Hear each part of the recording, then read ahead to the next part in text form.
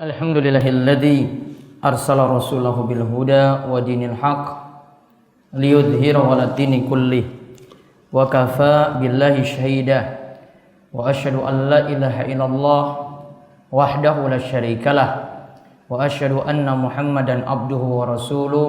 Allahumma salli ala nabiyyina Muhammad wa ala alihi wa man tabi'ahum bi ihsan ila yaumiddin. Ya ayyuhalladzina amanu taqullaha haqqa tuqatih wa la tamutunna illa wa antum muslimun. Ya ayyuhan nasu taqu rabbakumul ladzi khalaqakum min nafsin wahidah wa khalaqa minha zawjaha wa batsa minhuma rijalan katsiran wa nisaa'a wattaqullaha allazi tasaaluna bihi wal arham innallaha kana 'alaikum raqiba. Wa qala ta'ala ya ayyuhalladzina amanu taqullaha wa qulu qawlan sadida yuslih lakum a'malakum wa yaghfir lakum dzunubakum wa may yuti'illaha wa rasulahu faqad faza fawzan 'azima. Allahumma anfa'na bima 'allamtana wa 'allimna ma yanfa'una wa zidna 'ilma wa arinal haqqa haqqan warzuqna ittiba'a wa arinal batila batila warzuqna ijtinaba. Amma ba'du. Para jamaah salat Jumat yang mugi-mugi senantiasa dirahmati dan diberkahi Allah Subhanahu wa taala. Kita bersyukur pada Allah Subhanahu wa taala dan kita diperintahkan untuk senantiasa bersyukur atas nikmat-nikmat yang telah Allah anugerahkan kepada kita sekalian. Sungguh nikmat yang paling besar yang telah Allah anugerahkan pada kita sekalian. Allah masih memberikan kita nikmat Islam, nikmat iman, dan juga nikmat untuk ibadah, terutama untuk kesempatan siang hari ini kita diberi taufik dan hidayah di antara orang-orang yang bisa melaksanakan ibadah wajib sholat Jumat.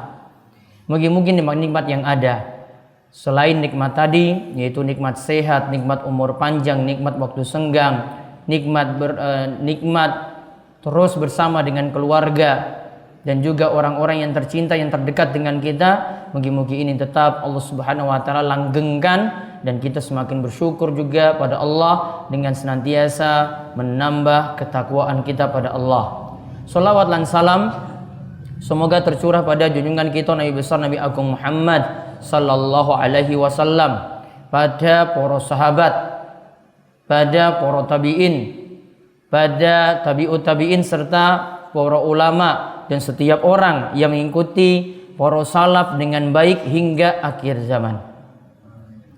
Ma'asyiral muslimin rahimani wa rahimakumullah. Sesungguhnya yang namanya hawa nafsu itu akan senantiasa mengantarkan kita kepada kejelekan. Allah berfirman dalam surat Yusuf ayat ke-53.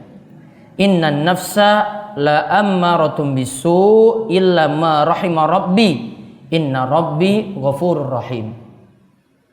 Sesungguhnya yang namanya nafsu, yang namanya syahwat itu akan senantiasa mengajak setiap orang itu kepada kejelekan, kecuali siapa saja yang dirahmati oleh Rabbku, yaitu dirahmati oleh Allah Subhanahu wa taala.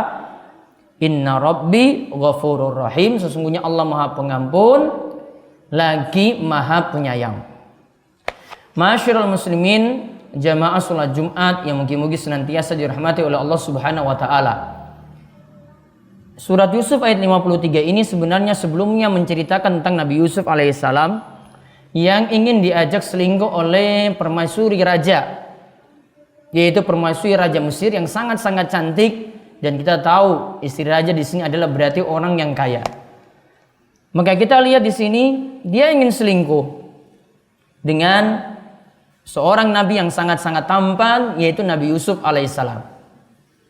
Namun Allah Subhanahu wa taala menyelamatkan Nabi Yusuf alaihissalam dari perselingkuhan tadi, dan ini semua anugerah dan nikmat dari Allah Subhanahu wa taala. Namun kalau orang lain akan tertimpa semacam keadaan yang dialami oleh Nabi Yusuf alaihissalam, pastinya dia akan sulit selamat dari perbuatan zina atau sulit selamat dari perbuatan perselingkuhan. Makanya tadi Allah Subhanahu wa taala itu katakan yang namanya nafsu itu selalu mengantarkan orang itu untuk berbuat jelek. Kita punya nafsu, asalnya nafsu itu normal hukumnya. Yaitu kita pengen tidur, itu namanya nafsu, saya pengen tidur. Namun kalau nafsu ini diturutin terus, ya saya itu tidur sampai bablas, akhirnya tidak sholat subuh, tangine yo telat, maka ketika itu berarti dia telah menuruti hawa nafsunya. Sama halnya yang kita bahas di sini tentang masalah hubungan dengan lawan jenis, yang ini adalah hubungan yang tidak jelas dan ini adalah hubungan yang diharamkan, yaitu dalam masalah perselingkuhan tadi. Seandainya itu mau diturutin, orang itu bisa berbuat perselingkuhan dengan perempuan mana saja. Karena ingat tadi yang namanya nafsu la ammaratum bisu. Yang namanya nafsu akan mengantarkan setiap orang itu kepada kejelekan. Makanya Allah Subhanahu wa taala perintahkan dan ingatkan kita baik-baik dalam surat Al-Ma'arij ayat 29 sampai 31. Ini untuk siapa saja, baik yang belum menikah ataupun yang sudah menikah. Allah itu perintahkan walladzina hum li furujihim hafizun, bagi mereka yang benar-benar menjaga kemaluannya, illa ala azwajihim aw ma malakat aymanuhum fa innahum ghairu malumin, kecuali kepada istri-istri mereka, berarti adalah tempat pelampiasan yang halal, juga kepada hamba sahayanya, maka itu tidak tercela bagi mereka. Faman ibtagha wara'a dzalika faulaika humul adun. Lantas siapa yang cari lebih daripada itu, dia cari selain dari istrinya, maka nantinya dia termasuk orang-orang yang adun, orang-orang yang melampaui batas. Para jamaah kaum muslimin rahimani wa rahimakumullah, apa yang dimaksudkan dalam ayat ini menjaga kemaluan? Walladzina hum li furujihim hafizun, yaitu mereka yang menjaga kemaluannya. Ada beberapa pengertian seperti disebutkan oleh Syekh Mustafa Al-Adawi dalam kitabnya Tafsir yang menyebutkan juz 29, yaitu tafsir Tabarak. Beliau itu katakan dalam penjelasan surat Al-Ma'arij tadi, beliau katakan menjaga kemaluan ini bisa jadi pertama, menjaga diri dari zina atau perselingkuhan. Yang kedua, menjaga diri dari onani. Ini yang biasanya dilakukan oleh anak-anak muda. Menjaga diri juga yang ketiga dari liwat, yaitu dari hubungan ya dengan sesama jenis, lanang seneng karo wong lanang. Ini namanya liwat yang ada di masa Nabi Lut alaihissalam, sehingga kaumnya itu dihukum dengan keras oleh Allah Subhanahu wa taala.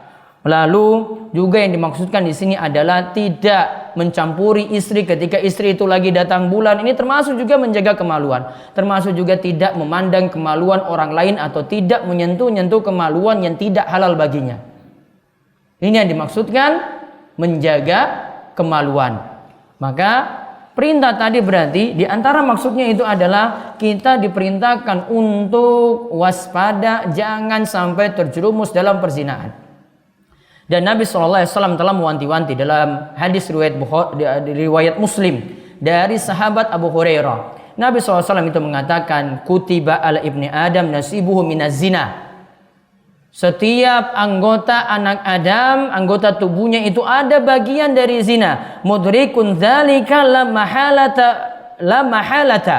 Dan semua tadi ada kemungkinan untuk melakukan zina pada setiap anggota badan yang ada. Maka Nabi SAW itu mengatakan, zina kedua mata itu dengan melihat, zina kedua telinga itu dengan mendengar, zinanya lisan itu dengan berbicara, zinanya tangan itu dengan meraba-raba, zinanya kaki yaitu berjalan ke tempat maksiat, zinanya hati yaitu menginginkan dan berangan-angan untuk berbuat zina. Lalu Nabi SAW mengatakan, wa yatamanna wa yusaddiqu dzalikal farju wa yukadzibuhu. Nantinya ujung-ujungnya yang terakhir, semuanya tadi mendukung, anggota badannya semuanya mendukung. Maka yang nanti akan mendukungnya itu adalah kemaluannya. Sampai nanti kemaluannya itu akan memutuskan melakukan zina ataukah tidak. Maka semua anggota tubuh kita ini ada peluang untuk itu. Makanya kita tidak hanya menjaga kemaluan saja dari berbuat zina, namun anggota-anggota tubuh yang lainnya demikian pula. Ya, masalah yang sering terjadi di tengah-tengah kita para jamaah sekalian, yaitu seringnya terjadi masalah perselingkuhan.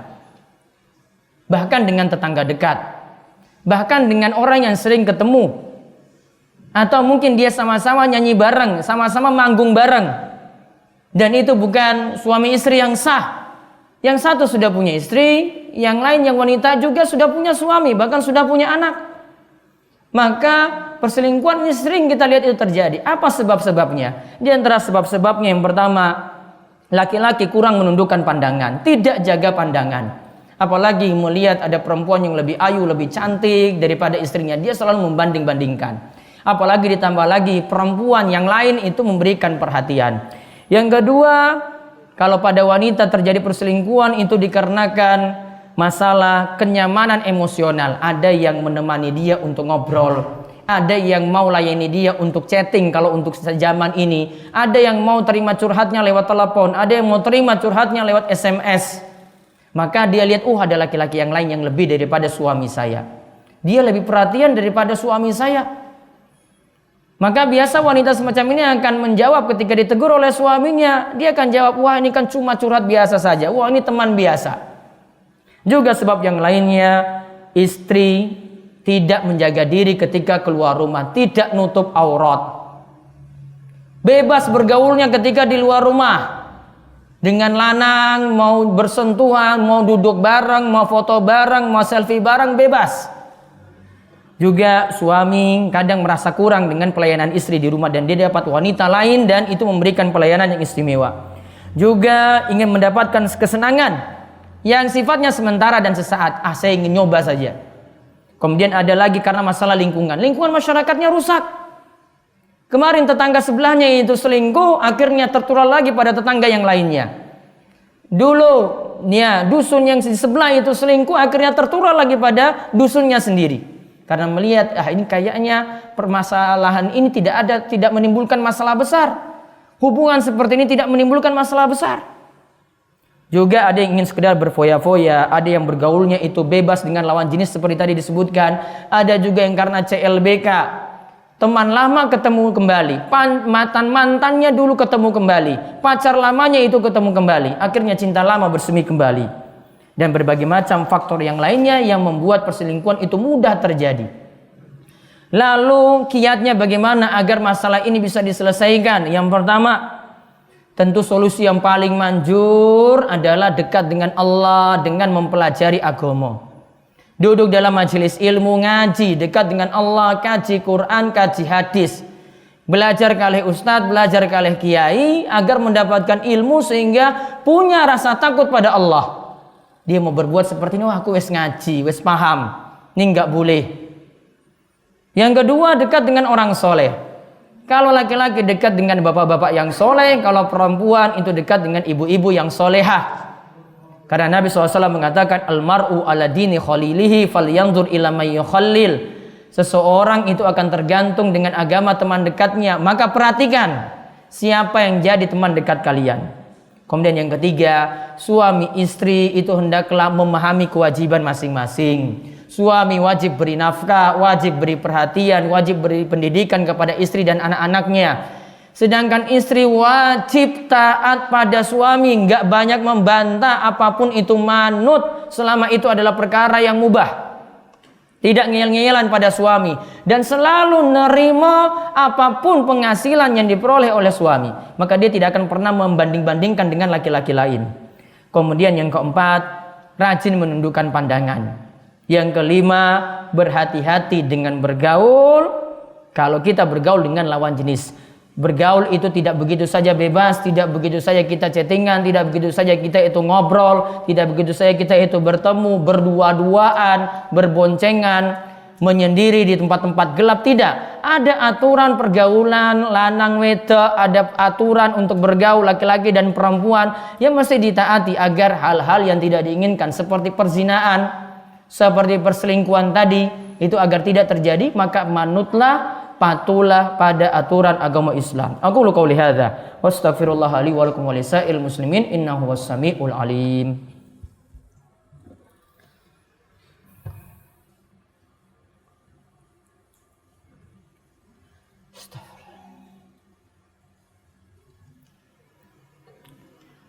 Ahmadu Rabbi wa ashkuruhu wa asyhadu an la ilaha illallah wahdahu la syarikalah wa asyhadu anna Muhammadan abduhu wa rasuluh. Allahumma shalli ala nabiyyina Muhammad wa ala alihi wa man tabi'ahum bi ihsanin ila yaumiddin. Jamaah salat Jumat yang mugi-mugi senantiasa diberkahi oleh Allah Subhanahu wa taala. Yang terakhir, peringatan penting bagi kita sekalian yang ingin berzina, yang ingin berselingkuh, yaitu agar kita semakin takut pada Allah Subhanahu wa taala dan melihat bahwasanya dampak jelek dari perzinaan, perselingkuhan itu besar sekali. Ada seorang pemuda yang pernah mendatangi Nabi SAW. Dia bertanya pada Rasul, "Wahai Rasulullah, izinkan saya untuk selingkuh, izinkan saya untuk berzina." Pemuda ini spontan bertanya pada Rasul seperti itu, "Wahai Rasulullah, izinkan saya untuk selingkuh." Rasulullah SAW tidak ngapa-ngapain dia. Ya, namun yang hadir ketika itu menoleh dan ingin menghardiknya. Apa-apaan ini tanya? Saya ini ingin zina, saya ini ingin selingkuh. Adapun Rasulullah SAW itu halus bertanya kepada dia, "Sini dekat, sini datang. Sekarang saya tanya kepadamu, gimana, apakah engkau suka bila perbuatan zina itu menimpa ibumu? Ada yang selingkuh dengan mbokmu?" Pemuda ini jawab, "Tidak.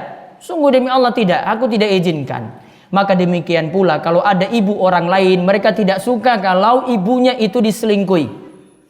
Dia tanya lagi, Rasulullah SAW itu bertanya lagi, "Apakah engkau senang kalau punya anak perempuan kemudian itu berzina? Ada yang menzinainya?" Dia jawab, "Tidak, sungguh demi Allah tidak, saya tidak terima hal itu." Maka demikian pula kalau ada anak perempuan lain, orang tuanya nggak senang kalau anak perempuan ini dizinai. Dia tanya lagi, Rasulullah SAW bertanya lagi, "Wahai pemuda, gimana kalau ada yang berselingkuh dengan saudara perempuanmu?" "Tidak, demi Allah saya tidak terima." Demikian juga tidak ada yang senang kalau ada yang berzina dengan saudara perempuannya. Rasul tanya lagi, "Gimana kalau ada yang berzina dengan bibimu, baik dari jalur ayahmu ataupun dari jalur ibumu?" Dia jawaban yang diberikan oleh pemuda ini, "Tidak, demi Allah tidak." Kalau begitu Rasulullah SAW itu katakan demikian juga orang lain juga tidak akan terima kalau ada yang berselingkuh dengan bibinya. Maka ketika itu Rasulullah SAW meletakkan tangannya di dada pemuda ini, kemudian doakan, "Allahumma gfir zambahu wa tahhir qalbahu wa hassin farjahu." Ya Allah, ampunilah dosa-dosanya. Ya Allah, bersihkanlah hatinya. Ya Allah, jagalah pemuda ini, jagalah kemaluannya, jangan sampai dia terjerumus dalam perbuatan zina. Maka ketika itu pemuda ini, yang terjadi pada pemuda ini setelah Rasulullah SAW nasihati seperti tadi, dia katakan, yang terjadi padanya, pemuda tersebut tidak pernah menoleh lagi kepada perbuatan zina. Artinya tidak mau lagi zina, tidak mau lagi selingkuh. Karena seandainya itu menimpa orang-orang dekatnya, dia tidak akan terima. Ibunya berzina, dia tidak terima kalau ada yang selingkuh dengan ibunya. Anak perempuannya ada yang zinai anak perempuannya, dia tidak terima. Saudara perempuannya juga dia tidak terima. Dengan bibinya pun dia tidak terima. Sama orang lain juga akan merasakan demikian. Maka untuk kita sekalian ini jadi nasihat bersama. Baik yang muda-muda maupun yang sudah menikah, sadar diri. Tempuh jalan yang halal, cari ridhanya Allah Subhanahu wa taala, cari ridhanya Allah agar kita mudah untuk terselamatkan dari murka Allah Subhanahu wa taala. Selamat saking neraka dan juga dimudahkan untuk masuk surga. Pahami bahwasanya orang lain itu tidak suka kalau dia itu disakiti, dizolimi. Sama dengan kita juga demikian. Maka mungkin Allah Subhanahu wa taala menjauhkan kita dari rusaknya masyarakat kita yang ada, dijauhkan dari kasus-kasus perselingkuhan yang ada di Padukuhan Wara dan juga yang ada di sekitarnya, mugi-mugi warga Wara dan juga yang ada di Gresik semuanya terselamatkan dari perbuatan zina dan perselingkuhan, dan juga Allah menyelamatkan Gunung Kidul dan semua warganya yang ada, dan sadar untuk kembali pada agama Islam, sadar untuk mempelajari tauhid, sadar akan bahaya syirik, sadar akan bahaya maksiat dan dosa-dosa besar, sehingga kita mendapatkan berkah dari Allah Subhanahu wa taala. Jamaah salat Jumat yang mugi-mugi dirahmati oleh Allah, di hari Jumat yang penuh berkah ini kami ingatkan untuk memperbanyak selawat pada Rasul. Lebih-lebih di hari Jumat Rasul menganjurkan kita untuk berselawat. Siapa yang berselawat pada Rasul sekali, maka Allah akan membalas selawatnya sebanyak 10 kali. Innallaha malaikatahu yusholluna 'alan nabi ya ayyuhalladzina amanu shollu 'alaihi wa sallimu taslima. Allahumma sholli ala Muhammad wa ala ali Muhammad kama shallaita ala Ibrahim wa ala ali Ibrahim innaka Hamidum Majid. Allahumma barik ala Muhammad wa ala ali Muhammad kama barakta ala Ibrahim wa ala ali Ibrahim innaka Hamidun Majid. Marilah kita panjatkan doa pada Allah, mugi-mugi Allah mengampuni dosa-dosa kita dan memudahkan kita dalam berbagai macam urusan. Allahumma ighfir lil muslimina wal muslimat wal mu'minina wal mu'minat al ahya'i minhu wal amwat innaka sami'un qaribun mujibud da'wah. Allahumma qsim lana min khasyatika ma yahulu bainana wa baina ma'asik wa min ta'atika ma tuballighuna bihi jannatak wa minal yaqini ma tuhawwinu bihi alaina musibatinad dunya wa mati'na bi asma'ina wa absarina wa quwwatina ma ahyaitana waj'alhu waritha minna waj'al tha'rana 'ala man zalamana wansurna 'ala man adana wa la taj'al musibatana fi dinina wa la taj'alid dunya akbaru hammina wa la mablagha ilmina wa la tusallit 'alaina man la yarhamuna. Rabbana la tuzigh qulubana ba'da idh hadaitana wa hab lana min ladunka rahmah innaka antal wahhab. Allahumma inna nas'alukal huda wat tuqa wal afaf wal ghina. Allahumma asin akibatana fil umuri kulliha wa ajirna min khizyid dunya wa azabil akhirah. Rabbana atina fid dunya hasanah wa fil akhirati hasanah wa qina adzabannar. Wa sallallahu ala nabiyyina Muhammad wa ala alihi wa sahbihi wa man tabi'ahum bi ihsani ila yaumiddin wa akhiru da'wana anil hamdulillahi rabbil alamin. Aqimussalah.